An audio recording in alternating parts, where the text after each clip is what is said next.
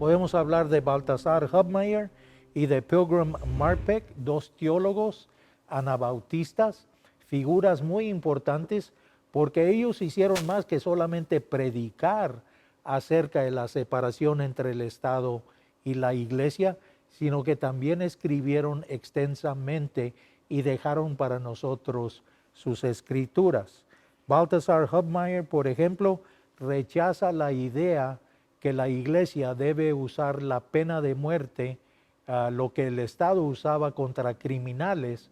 Baltasar Hubmaier rechaza la idea de que la Iglesia debe usar eso contra herejes de la Iglesia, por ejemplo.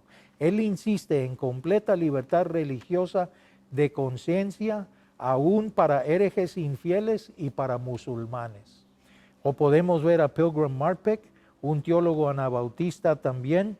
Él habló acerca de la traición del bautismo de infantes, porque cuando una persona es bautizada como niño, como infante, recibe la traición de pensar que es cristiano por haber sido bautizado como niño, cuando en realidad no lo es. Para Marpeck, el bautismo del creyente, el bautismo como una persona consciente que está haciendo esta decisión por sí mismo, es la puerta, la única puerta a la iglesia verdadera, compuesta de miembros regenerados. Podemos hablar mucho más de Hubmaier o de Marpeck, pero vamos a ver otros. ¿Qué era lo que estaba sucediendo en Inglaterra? Recuerden, en Inglaterra tenemos puritanos que se vuelven separatistas, que con el tiempo se vuelven bautistas, ¿verdad? Cuando vienen a reconocer lo que la Biblia en realidad enseña. Bueno, Henry Barrow es un puritano convertido en separatista. Nunca vino a ser bautista, Barrow, pero él habló acerca de la autonomía de la iglesia. Él rechazó, fue uno de los primeros que rechazó esta idea que hay una separación entre el clero y la membresía. Reconoció que en realidad la relación del sacerdocio y el creyente era uno y la misma cosa. En abril de 1593, Barrow fue arrestado y sentenciado a muerte en la horca. También me gustaría hablar de John Smythe solamente por un momento. Él fue un puritano que vino a ser separatista y después con el tiempo adoptó su fe como bautista. En el año 1609 él escribió The Character of the Beast or the False Constitution of the Church, donde demostró que la verdadera constitución de la iglesia tenía que constituir en personas, criaturas nuevas, bautizadas en el nombre del Padre, del Hijo y del Espíritu Santo, y en contraste a eso rechazó la falsa constitución de la iglesia por medio del bautismo de infantes. Smythe murió en el año 1612. Thomas Helwys, también en Inglaterra, muy importante, comenzó como puritano, luego separatista, fue influenciado por los menonitas por un tiempo. En 1613 él regresa a Inglaterra y él es importante porque él es el que establece la primera iglesia bautista en Inglaterra, en Londres. Esta era una iglesia general en el sentido que adoptaron la doctrina arminia en vez de la calvinista. En 1612 escribió A Short Declaration of the Mystery of Iniquity y se la mandó al rey, al rey Jaime el primero en ese tiempo, donde trató de demostrar que el simbolismo apocalíptico de la Iglesia Católica y la Anglicana eran las mismas, que ambas eran iglesias corruptas.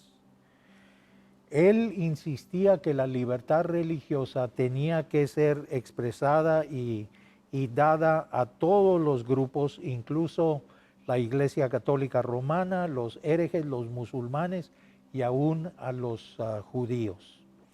También es importante porque Helwys fue el primero en escribir una confesión bautista en Inglaterra. El nombre de esa confesión es llamada The 27 Articles, los 27 artículos. En 1612 fue arrestado y permaneció encarcelado hasta que murió antes del año 1616. Bueno, ¿qué es lo que estaba pasando en la colonia americana durante este tiempo? Hemos visto un poco de personajes que estaban defendiendo la idea de libertad religiosa en Europa, conocidos como anabautistas, y también en Inglaterra, ¿verdad? Separatistas que vinieron a ser bautistas.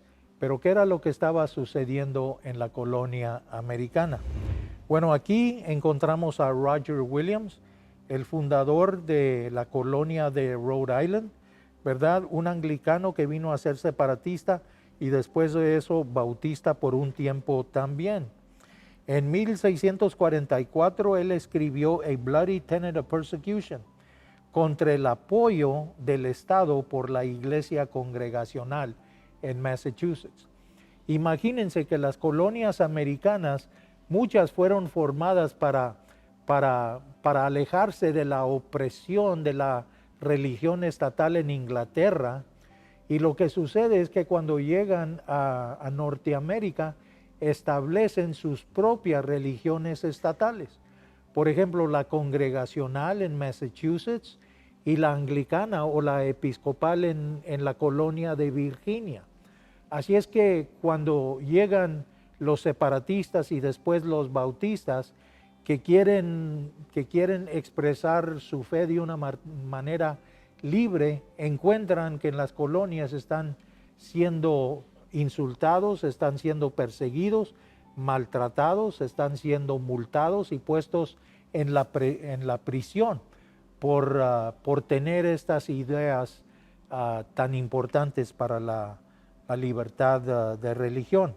Roger Williams habla de una cera de separación entre el jardín de la iglesia y el desierto del mundo. Esto es importante porque uno de los fundadores de este país, Thomas Jefferson, también habla acerca de esta separación, cerca de separación entre el Estado y la iglesia también. No podemos estar seguros si Jefferson recibió este entendimiento a través de las escrituras de Williams o si él lo tenía de su propia parte también. Pero lo importante es que tanto en el mundo político con Jefferson como en el mundo religioso con Williams había esta idea, ya estaba surgiendo esta idea que la iglesia tiene que ser separada, desestablecida del gobierno. No pueden permanecer en liga. Tenemos también el establecimiento de la Philadelphia Baptist Association, la Asociación Bautista de Filadelfia, que fue fundada en 1707.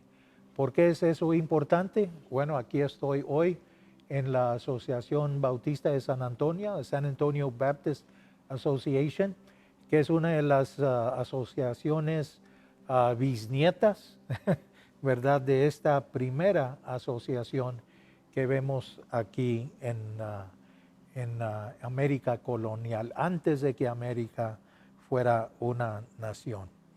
Y tenemos a Isaac Backus, también conocido como el padre de los bautistas americanos.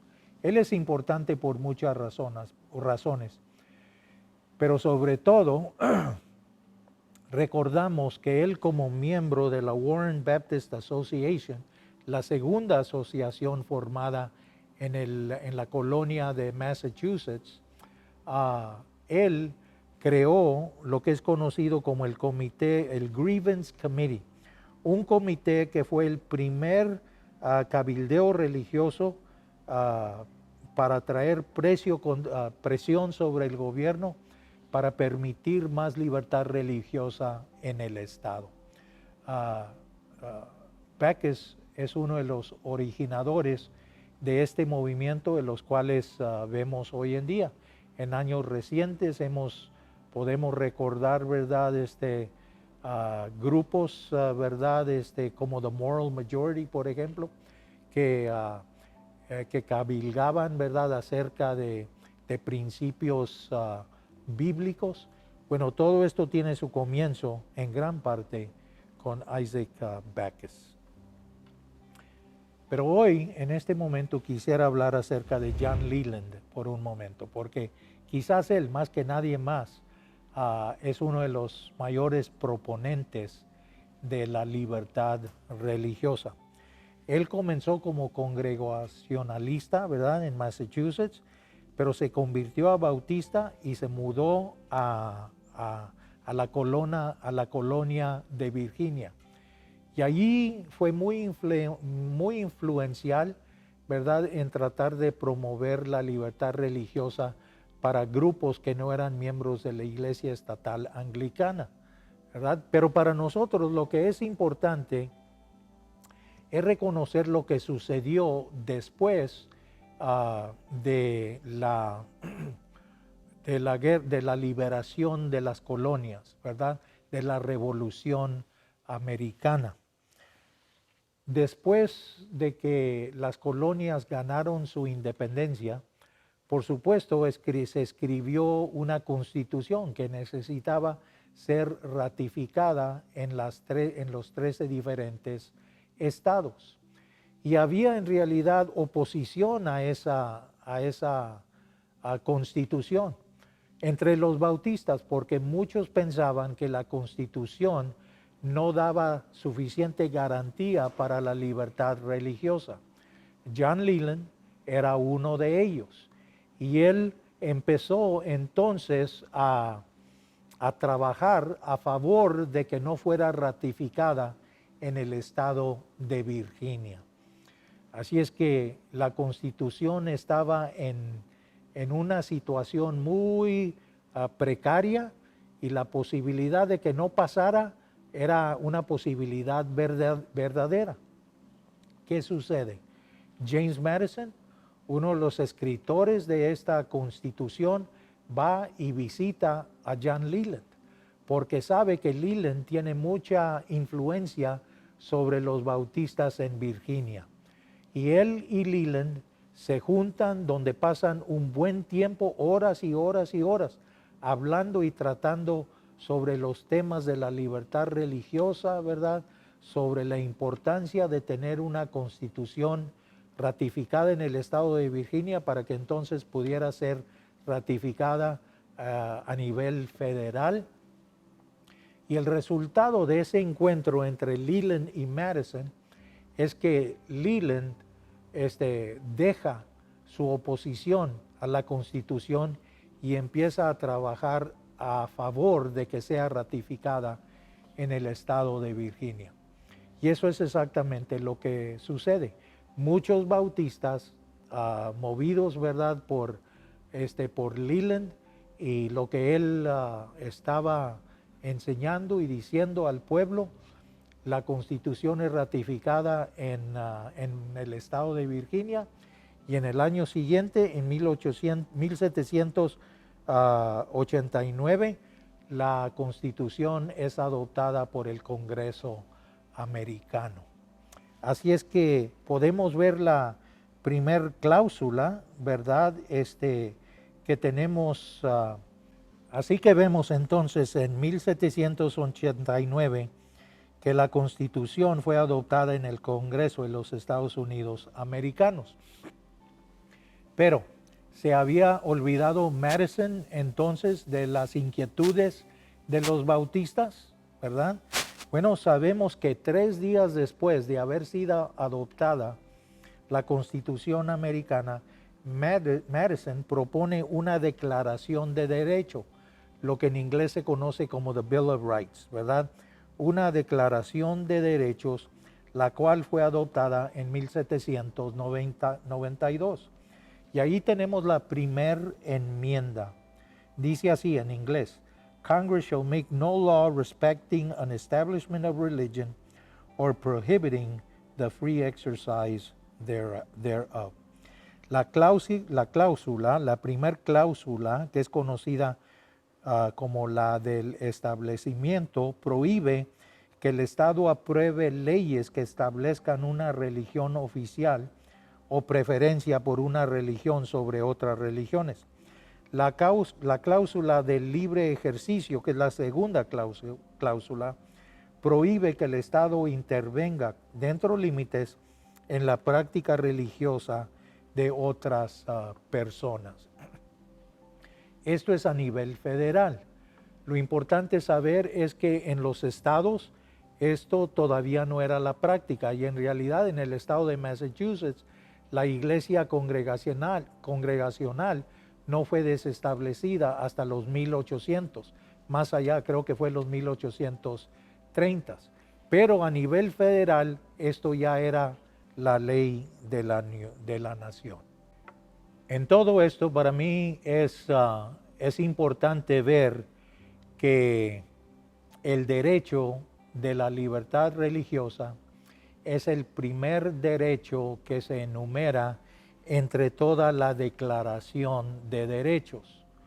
Hubo 10 derechos que se reconocieron desde el principio, ahora hay más por supuesto, pero el primero tiene que ver con la libertad de religión, lo cual me dice a mí que esto en realidad era algo importante, no nomás para John Leland, pero también lo fue para los fundadores de esta nación, personas como James Madison y Thomas Jefferson. No estamos diciendo que ellos eran cristianos en el contexto en el cual usted y yo pensamos de lo que un cristiano es, pero seguramente pensaban que la libertad religiosa era importante en el país.